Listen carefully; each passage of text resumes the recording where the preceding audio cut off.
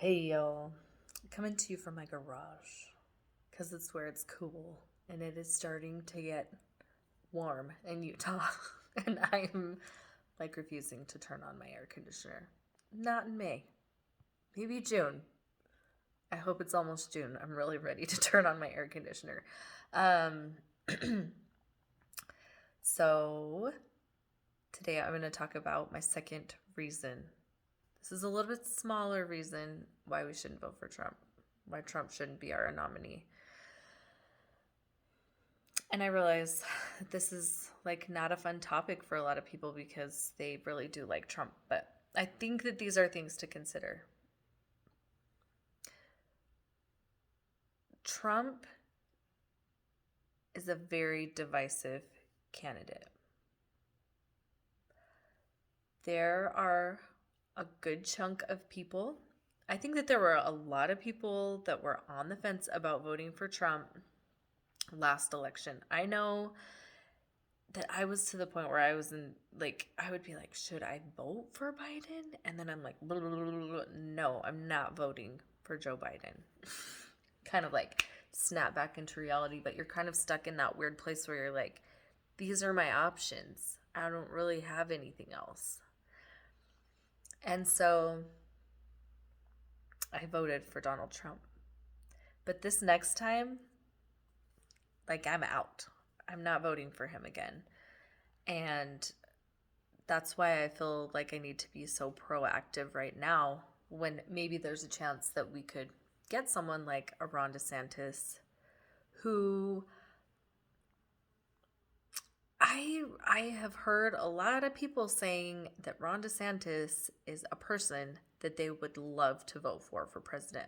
Like going from someone I'd like to vote for to someone like maybe I don't know to someone who like let's do it. Like let's vote him. Let's get him in, you know. I think that there are people out there that can bring the party together again because it is broken.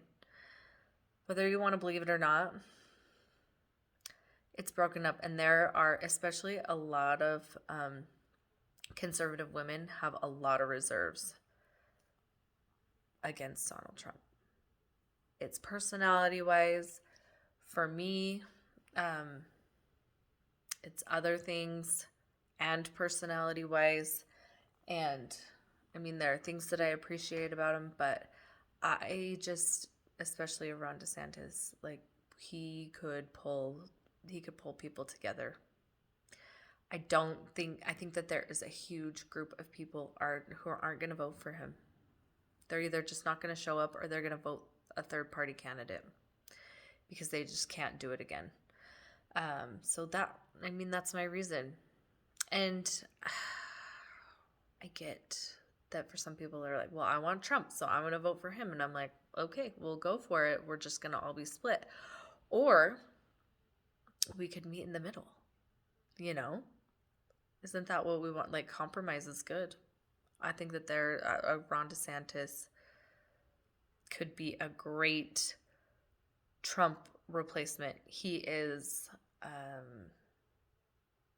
very headstrong. He has shown that his values and his belief system line up with the Conservative Party. He's proven it in the actions that he's done, whether you agree that they're good or whether you agree that they're bad. They are aligned with the Conservative Party and how people are feeling. So let's do it. Like, let's do that instead.